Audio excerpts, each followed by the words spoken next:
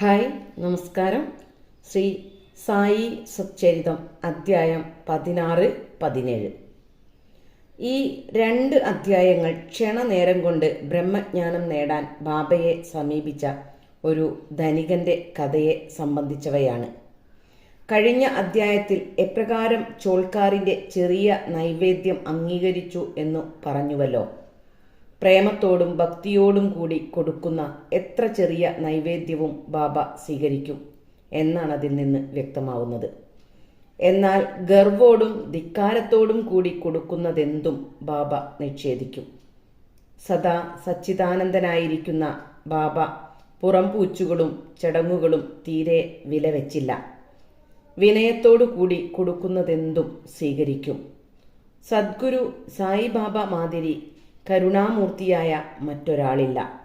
ചിന്താമണിയും കൽപ്പവൃക്ഷവും കാമധേനുവും ഒന്നും അദ്ദേഹത്തിന് സമമല്ല.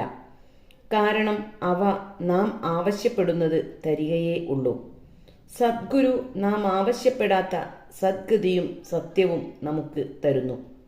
എപ്രകാരം ബാബ പെട്ടെന്ന് ബ്രഹ്മജ്ഞാനം കിട്ടാൻ ആവശ്യപ്പെട്ട ഒരു പണക്കാരനെ കൈകാര്യം ചെയ്തു എന്ന് നോക്കുക. വളരെ ധനികനായ ഒരാളുണ്ടായിരുന്നു. അയാളുടെ പേരും നാടും രേഖപ്പെടുത്തിയിട്ടില്ല. ഒരുപാട് ഭൂമിയും കെട്ടിടങ്ങളും പരിചാരകന്മാരും അയാൾക്കുണ്ടായിരുന്നു. ബാബയെപ്പറ്റി കേട്ടപ്പോൾ അയാൾ ഒരു സുഹൃത്തിനോട് പറഞ്ഞു, എനിക്ക് എല്ലാം സമൃദ്ധിയായുണ്ട്. അതുകൊണ്ട് ബാബയോട് ബ്രഹ്മജ്ഞാനം ആവശ്യപ്പെട്ടു കളയാം. അതും കൂടിയായാൽ സന്തോഷം പൂർണ്ണമായല്ലോ. സുഹൃത്ത് അയാളോട് ബ്രഹ്മജ്ഞാനം എളുപ്പം കിട്ടില്ലെന്നും അയാളെപ്പോലെ ധനം, പത്നി എന്നിവയിൽ അത്യാസക്തിയുള്ള ഒരാൾക്ക് ഒട്ടും കഴിയില്ലെന്നും പറഞ്ഞ് മുടക്കാൻ നോക്കി. ഒരു പൈസ ധർമ്മം ചെയ്യാത്ത അയാൾക്ക് ബ്രഹ്മജ്ഞാനം സാധ്യമല്ലെന്നും പറഞ്ഞു കൊടുത്തു. സ്നേഹിതന്റെ വാക്കുകൾ ശ്രദ്ധിക്കാതെ അയാൾ ഡോങ്ക പിടിച്ച് ഷിർദിയിലേക്ക് വന്നു. അയാൾ മസ്ജിദിൽ പോയി ബാബയുടെ കാൽക്കൽ നമസ്കരിച്ച് പറഞ്ഞു, ബാബ, അവിടുന്ന് എല്ലാവർക്കും ക്ഷണത്തിൽ ബ്രഹ്മനെ കാണിച്ചു കൊടുക്കുമെന്ന് കേട്ടാണ് ഞാൻ ദൂരത്തുനിന്ന് വരുന്നത്. ഞാൻ വളരെ ക്ഷീണിച്ചു. ബ്രഹ്മനെ കാണിച്ചു തന്നാൽ എൻ്റെ അധ്വാനം ഫലത്തിലാവും. ബാബ പറഞ്ഞു, സുഹൃത്തെ, പരിഭ്രമിക്കേണ്ട. ബ്രഹ്മനെ ഉടനെ കാണിച്ചു തരാം. എൻ്റെ ഇടപാടൊക്കെ റൊക്കത്തിലാണ്, കടത്തിനല്ല. അനവധി പേർ വന്ന് എന്നോട് ധനം, ആരോഗ്യം, ശക്തി, സ്ഥാനമാനം, സ്ഥിതി, രോഗം മാറ്റൽ മുതലായ ലൗകിക കാര്യങ്ങൾ ആവശ്യപ്പെടുകയാണ്. ബ്രഹ്മജ്ഞാനം ചോദിച്ചുകൊണ്ട് ആരും വരാറില്ല. ലൗകികങ്ങൾ ആവശ്യപ്പെടുന്നവർക്ക് ക്ഷാമമില്ലെങ്കിലും ആധ്യാത്മികമായ ആവശ്യക്കാർ വിരളമാണ്.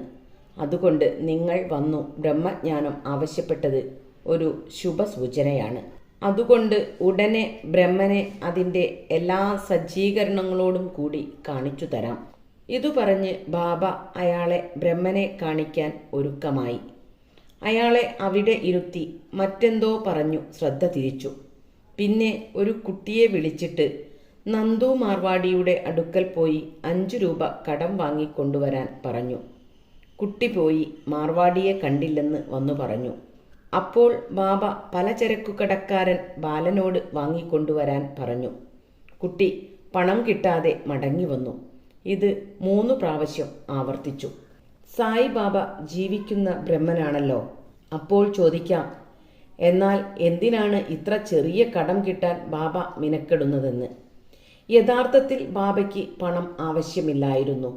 നന്ദുവും ബാലനും ഇല്ലെന്നറിഞ്ഞുകൊണ്ടാണ് ബാബ കുട്ടിയെ അയക്കുന്നത്.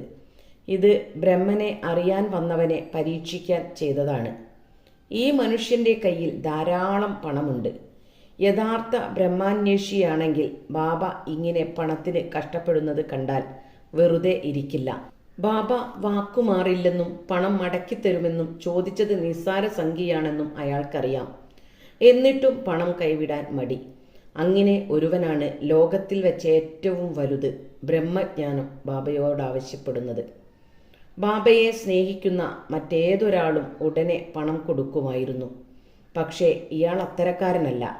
ഇയാൾ പണം കൊടുക്കില്ലെന്നു മാത്രമല്ല, വെറുതെ ഇരുന്നതുമില്ല. വീട്ടിലേക്ക് മടങ്ങാൻ ധൃതി പിടിച്ച് അയാൾ ബാബയോട്, ഓ ബാബ, വേഗം ബ്രഹ്മനെ കാണിച്ചു തരൂ എന്ന് തിരക്ക് കൂട്ടാൻ തുടങ്ങി. ബാബ പറഞ്ഞു, ഞാൻ ഈ ചെയ്ത കാര്യങ്ങളൊന്നും നിങ്ങൾക്ക് മനസ്സിലായില്ലേ? അവ നിങ്ങൾക്ക് ബ്രഹ്മനെ കാണിച്ചു തരാനാണ്. ചുരുക്കത്തിൽ ഇതാണ് കാര്യം. ബ്രഹ്മനെ കാണാൻ 5 കാര്യങ്ങൾ അടിയറ വയ്ക്കണം. 1. 5 പ്രാണങ്ങൾ. 2. പഞ്ചേന്ദ്രിയങ്ങൾ. 3. മനസ്സ്. 4. ബുദ്ധി. 5. അഹംഭാവം. ഈ ബ്രഹ്മജ്ഞാനത്തിൻ്റെ വഴി വാൾത്തലപ്പിൽ നടക്കും പോലെ വിഷമം പിടിച്ചതാണ്. പിന്നീട് സായിബാബ അതിനെപ്പറ്റി ഒരു നീണ്ട പ്രഭാഷണം നടത്തി. അതിൻ്റെ ചുരുക്കം ഇവിടെ പ്രതിപാദിക്കാം. ബ്രഹ്മജ്ഞാനത്തിനും ആത്മജ്ഞാനത്തിനുമുള്ള യോഗ്യത. എല്ലാവരും അവരുടെ ജീവിതകാലം കൊണ്ട് ബ്രഹ്മനെ കാണുകയോ അറിയുകയോ ചെയ്യുന്നില്ല. ചില യോഗ്യതകൾ അതിന് അത്യാവശ്യമാണ്. 1. മുമുക്ഷ, അതായത് മോക്ഷത്തിനുള്ള അതികലശലായ ഇച്ഛ. ഞാൻ ബ്രാഹ്മണനാണെന്നും ബന്ധനത്തിൽ നിന്ന് രക്ഷ പ്രാപിച്ച് സ്വതന്ത്രനാവണമെന്നുമുള്ള അതിയായ മോഹം കൊണ്ട് നിരന്തരം പണിയെടുക്കുന്നത് ഒന്നാമത്തെ യോഗ്യതയായി. 2. വിരക്തി, ഇഹത്തിലും പരത്തിലും ഉള്ളവയിൽ ആഗ്രഹമില്ലാത്ത അവസ്ഥ. ഒരാൾക്ക് സ്ഥാനമാനങ്ങളിലും പ്രവൃത്തിഫലങ്ങളിലും ആശ നശിച്ചാലല്ലാതെ ആധ്യാത്മിക പുരോഗമനമുണ്ടാവില്ല. 3. അന്തർമുഖത, തന്നിലേക്ക് തന്നെയുള്ള നോട്ടം. നമ്മുടെ ഇന്ദ്രിയങ്ങൾ പുറത്തേക്ക് ചായ്വോടുകൂടിയാണ് ദൈവം സൃഷ്ടിച്ചത്. അതുകൊണ്ട് മനുഷ്യൻ പുറത്തേക്ക് നോക്കലല്ലാതെ തന്നിലേക്കു തന്നെ നോക്കലില്ല. ആത്മജ്ഞാനി ഉള്ളിലേക്ക് നോക്കി ആത്മനെ കാണണം. 4. പാപനിർമാർജനം, കുടില പ്രവൃത്തികൾ നിർത്തി സദ്വൃത്തനായി ശാന്ത മനസ്ഥിതിക്കാരനായാലല്ലാതെ അറിവുകൊണ്ട് പോലും ബ്രഹ്മജ്ഞാനം ഉണ്ടാവുന്നതല്ല. 5. ശരിയായ സ്വഭാവം, സത്യത്തിലും തപസ്സിലും ആത്മജ്ഞാനത്തിലും അധിഷ്ഠിതമായ ജീവിതം നയിച്ച് ബ്രഹ്മചര്യമനുഷ്ഠിച്ചാലേ ദൈവത്തെ അറിയാൻ കഴിയൂ. 6. പ്രേയസിനേക്കാൾ ശ്രേയസിനെ കാക്ഷിക്കുക, ഭോഗങ്ങളേക്കാൾ ദൈവത്വത്തെയും നല്ലതിനെയും ഇഷ്ടപ്പെടുക. 2 തരം സംഗതികളുണ്ട്, നല്ലതും സന്തോഷപ്രദങ്ങളും. ആദ്യത്തേത് ആധ്യാത്മികവും രണ്ടാമത്തേത് ഭൗതികവുമാണ്. രണ്ടും മനുഷ്യനെ സമീപിച്ച് സ്വീകരിക്കാൻ ആവശ്യപ്പെടുന്നു. അവൻ ആലോചിച്ച് ഒന്നിനെ സ്വീകരിക്കുന്നു. വിവരമുള്ളവൻ നല്ലതും വിവരമില്ലാത്തവൻ അത്യാഗ്രഹത്താൽ സന്തോഷപ്രദവും സ്വീകരിക്കുന്നു. 7. ഇന്ദ്രിയങ്ങളും മനസ്സും നിയന്ത്രിക്കൽ. ദേഹം രഥവും ആത്മാവ് നേതാവും ബുദ്ധി തേരാളിയും മനസ്സ് കടിഞ്ഞാണുമാണ്. ഇന്ദ്രിയങ്ങൾ കുതിരകളും ഇന്ദ്രിയ സുഖങ്ങൾ വഴിയുമാണ്. പരിഭ്രാന്തരായ കുതിരയെപ്പോലെ തേരാളിയെ അവഗണിച്ചോടി ലക്ഷ്യസ്ഥാനത്തേക്കെത്താതെ വീണ്ടും ജനിച്ചും മരിച്ചും ചുറ്റിപ്പറ്റി നടക്കുന്നു. വിവരമുള്ളവനും മനസ്സ് നിയന്ത്രിച്ചവനുമായ ഇന്ദ്രിയങ്ങൾ നിയന്ത്രണത്തിൽ നിന്ന് നല്ല കുതിരയെപ്പോലെ പ്രാപ്യസ്ഥാനമാകുന്ന തേരാളിയോടുകൂടി നിയന്ത്രിതമായ ഇന്ദ്രിയമുള്ളവൻ വിഷ്ണുലോകത്തിൽ പ്രാപിച്ച് യാത്ര അവസാനിപ്പിക്കുന്നു. 8. മനഃശുദ്ധി, കൃത്യബോധത്തോടെയും നിസ്സംഗനായും കർമ്മം ചെയ്യുക. അതില്ലെങ്കിൽ മനഃശുദ്ധി കൈവരുന്നതല്ല. മനഃശുദ്ധിയില്ലെങ്കിൽ ബ്രഹ്മജ്ഞാനം സാധ്യവുമല്ല. മനഃശുദ്ധി കൊണ്ടേ വിവേകവും വൈരാഗ്യവും സിദ്ധിക്കൂ. എന്നാൽ മാത്രമേ മോക്ഷം കൈവരികയുള്ളൂ. അഹംഭാവം കളഞ്ഞ് ആർത്തി അവസാനിപ്പിച്ച് മനസ്സിന് ആഗ്രഹമില്ലാതാക്കിയാലല്ലാതെ ആത്മജ്ഞാനം സാധ്യമാകുന്നില്ല. ഞാൻ ദേഹമാണ് എന്ന ബോധം വലിയ ഒരു മിഥ്യയാണ്. ഈ മിഥ്യയിലുള്ള വിശ്വാസമാണ് ബന്ധനത്തിന് കാരണം. അതുകൊണ്ട് ആ ബോധം ഉപേക്ഷിച്ച് അതിലുള്ള ആഗ്രഹം ത്യജിച്ച് ആത്മജ്ഞാനമായ ലക്ഷ്യത്തെ മുൻനിർത്തി പോവുക. 9. ഗുരുവിൻ്റെ ആവശ്യകത. ആത്മജ്ഞാനം നിഗൂഢവും സൂക്ഷ്മവുമായതിനാൽ ഒറ്റയ്ക്കത് കൈവരുത്തുവാൻ സാധ്യമല്ല. അപ്പോൾ ആത്മജ്ഞാനിയായ മറ്റൊരാളുടെ ഉപദേശവും നിർദ്ദേശവും അത്യാവശ്യമാണ്. മറ്റുള്ളവർക്ക് കഠിനാധ്വാനം കൊണ്ടും സാഹസം കൊണ്ടും തരാനാവാത്തത് ഗുരുവിന് എളുപ്പം തരാൻ കഴിയും. കാരണം അദ്ദേഹം ആ വഴിയെ പോയിട്ടുള്ളതിനാൽ കൈപിടിച്ച് അടിവെപ്പിച്ച് ആധ്യാത്മിക പുരോഗതിയുടെ കോണിപ്പടികൾ കയറ്റിക്കൊണ്ടുപോവാൻ അദ്ദേഹത്തിനു കഴിയും. 10. അവസാനമായി ദൈവാധീനമോ ദൈവാനുഗ്രഹമോ ആണ് ആവശ്യം. ദൈവം പ്രസാദിച്ചാൽ വിവേകവും വൈരാഗ്യവും എല്ലാം നൽകി ഭൗതിക ജീവിതത്തിൽ പതറാതെ മുന്നോട്ടു പോവാം. ആത്മജ്ഞാനം വേദം പഠിച്ചതുകൊണ്ടോ ബുദ്ധിശക്തിയാലോ അപാര പാണ്ഡിത്യം കൊണ്ടോ കൈവരുന്നതല്ല. ആത്മൻ അംഗീകരിച്ചവന് അത് സാധിക്കുന്നു. അവന് ആത്മൻ സ്വന്തഭാവം വെളിപ്പെടുത്തുന്നു എന്നാണ് കഠോപനിഷത്തിൽ പറയുന്നത്.